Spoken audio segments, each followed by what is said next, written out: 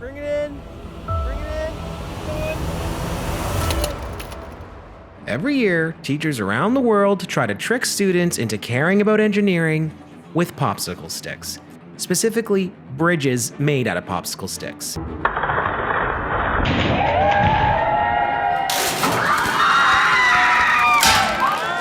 But what if you're not structurally inclined? What if you're just a handsome art student with a gift for song and dance? Not talking about anyone in specific here. How do you hold your own against the tech types and the craft wizards? To be perfectly honest, that's a question I could never answer. But I'm gonna try and find out. For you, and for the little part of me that was always too scared to try back in the day. Okay, feels aside, what they don't tell you in these challenges is that there's fame and fortune to be won. Thousands of dollars to be exact, as well as bragging rights over the people who, for example, laughed at you when you had the genius and life-affirming idea to sprinkle glitter on your bridge. Damn. Fun fact, glitter is an illegal substance in this game. Why? Because little stick bridges are serious business. Let's crush some bridges! Love the energy. Now, rules vary from contest to contest, but the ones I'm using are from Mohawk College. They've been running bridge busting competitions for over 30 years, and top winners have walked away with up to $3,000. The rules are simple. Only regular wood popsicle sticks can be used. No tongue depressors or pieces of steel painted to look like popsicle sticks. White glue only. No hot glue, carpenter's glue, or super glue. The bridge must span a gap of 50 centimeters while not being longer than 55 centimeters. Bridge must be no wider than 11 centimeters, or the approximate length of one popsicle stick. The structure can't be higher than 2 centimeters above the platform, and the support can't be lower than 11 centimeters below. And finally, the bridge cannot weigh more than 250 grams. And the weight is important because this contest isn't just about which bridge can hold the highest load. It's about strength to mass ratio. That means we're looking for the bridge that can carry the most load compared to its own weight.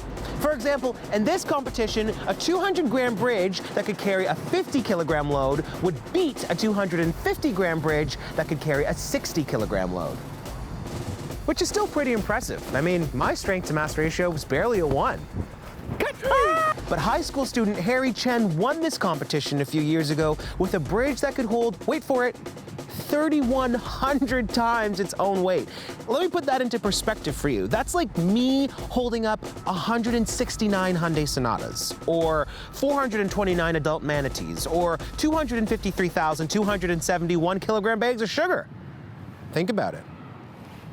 Okay, now to get a baseline of my, and hopefully the average person's, bridge-making ability, I've decided to construct a bridge using only my wits and inherent laziness. I mean, how hard can it be, right? No research whatsoever, just the way I like it. Structural frosting. Glitter that bad boy up. Then, I'll take my bridge to the experts to establish this experiment's absolute rock bottom. So this is looking really good to me. Really strong and stable. I would just hop right on there and go for a little jog, I think. I'm kidding, this actually looks horrible. I honestly didn't even know where to begin. To all the bridge builders out there, you've gained my respect. It's harder than it looks. And because I don't like failing alone, I've asked my friend Monica to build a bridge as well. I don't know how to do it. Monica, you doing okay? And after a whopping 2 hours of gluing sticks together, I was ready to embarrass myself in front of the bridge busting professionals at Mohawk College. Okay, so Monica and I know nothing about bridges whatsoever, so we totally winged it. Bearing that in mind, what would you give this one from 1 to 10? Well, I really like you. I think you're a really nice guy, so I'm gonna bump my initial mark up by 2 and give you a 2. I'm taking off 1 point from your 2 points just simply because the illegal activity with the glitter. So if it weren't for personality points, it would be a 0. Perfect, okay, and then what would we give Monica's out of 10?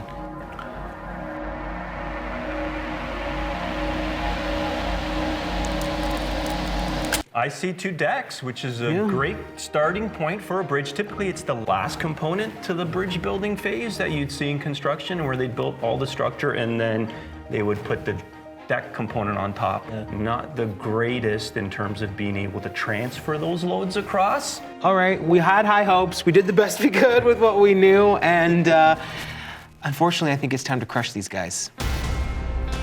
This is the Crusher. It's claimed the souls of over 8,000 popsicle stick bridges. There's never been a bridge it couldn't break. That is, until Monica's. By this point, Just kidding, the Crusher went through that thing like it was wet toilet paper. Monica's 224-gram bridge held about 2.46 kilograms for a performance rating of 11. And because the Crusher demanded more souls, I laid my beautiful glittering boy upon its grisly altar. But then, something happened. My beautiful boy didn't break. He bent, and bent, and bent some more until the Crusher Reach the limits of the hydraulics. For the first time in over 8,000 bridges, the Crusher had been defeated. Except, it hadn't. I'll let Buzzkill Rocco explain. you don't actually need stuff to kind of collapse to qualify it as a failure. I think it'd be extremely difficult to get across a bridge that distributed the characteristics that we just seen with yours. My bridge didn't break though. But it failed. So, I didn't beat the Crusher, but I did beat Monica by just a hair. Before it over-deflected, my 165-gram bridge managed to carry 1.85 kilograms, which, despite being less than Monica's bridge load, was enough for it to squeak by in performance rating. So, where did I go wrong? But what happened is the jig is applying a load vertically down, and that load has to be brought to the supports. And yours is doing it via this bouncy deflection method, right? Putting it in pure bending. Ideally for bridges, trusses work best. Just some simple physics and structures, creating a triangle would help take this point load quicker to the support. The load would travel down the vertical and then move up along the bottom chord, which is a tension chord. The top would be in compression, the bottom would be in tension, and the load gets dispersed to the truss. Yeah, so as Rocco mentioned, if we start connecting two trusses together, the issue of it rolling and falling out is no longer there. Now, since the inverted how does have more components, requires more construction, I would recommend that you attempt to build a simpler truss that is more effective for this particular competition. Now, in the real world, we'd never want to rely on embankments, but for this competition, since you have that as an option, we're able to transfer the load down a diagonal member, which essentially just becomes a column. This is why we've seen up to 3,500 pound-for-pound performance with this style of bridge.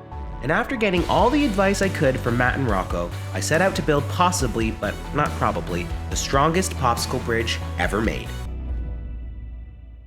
Here's what I learned in the process. Number one, you need a jig. No, not that kind of jig. This kind of jig. A jig allows you to make two identical structures, and that's important because, number two, you need stability. Any wobble or wiggle and... That was so aggressive. Number three, orientation is key. Popsicle sticks are easiest to break like this. They're harder to break like this. And they're hardest to break like this.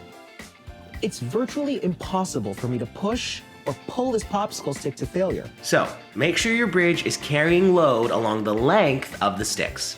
Number four, you need patience. Matt at Mohawk said it best. There is a level of commitment that goes into these bridges. A typical builder can spend upwards of 40 hours. 40 hours? That can't be right. 43 hours later. Yeah, that was right. Between all the cutting, gluing, and clamping, this stuff takes forever.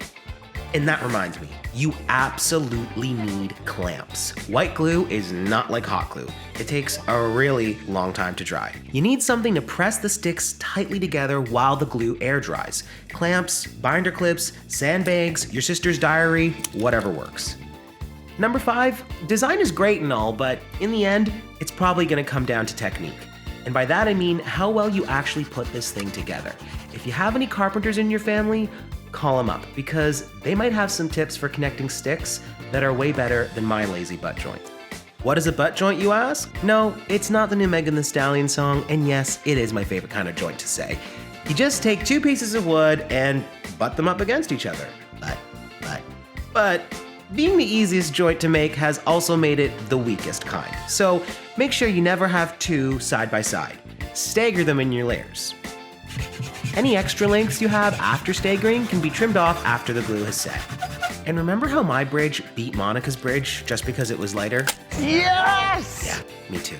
I was able to shave a bunch of weight off this new bridge by sanding away anything that wasn't adding to its strength. I even sanded my rectangular lateral supports into lighter, but just as strong, round dowels. Fancy, huh? Though pounding these dowels into my freshly white-glued 43-hour project wasn't exactly a relaxing experience, structurally, it was the right call. Look at him. He's beautiful, smooth, strong, ready to take on the world, just like his dad. Let's go kill him.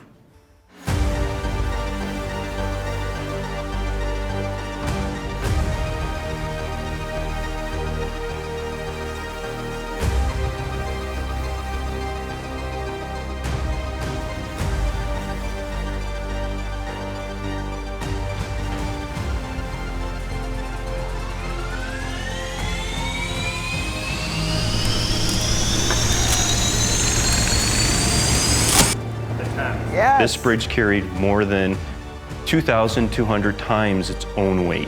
You heard that right, 2,200. I literally crushed my original performance rating of 11.2. That was awesome. When I first started out on this journey, the idea of spending this much time cutting and gluing popsicle sticks together seemed like some sort of bizarre punishment. But after the first 10 hours or so, I got it. I got why people knit or do puzzles or pottery. It's peaceful. Having one simple, incredibly tedious and mundane task can shut out the world enough that you can actually hear yourself. Could popsicle stick bridge building be the key to enlightenment? Maybe not, but I did find out I'm a lot more handy than I thought I was. And so, with that in mind, I repaired my broken bridge and added my first glitter bridge on top as its deck. My two boys, together at last. I wonder if they can hold up a Mazda CX-5. Bring it in! Bring it in! Oh, keep going, keep going! Good. And that looks just about crushed.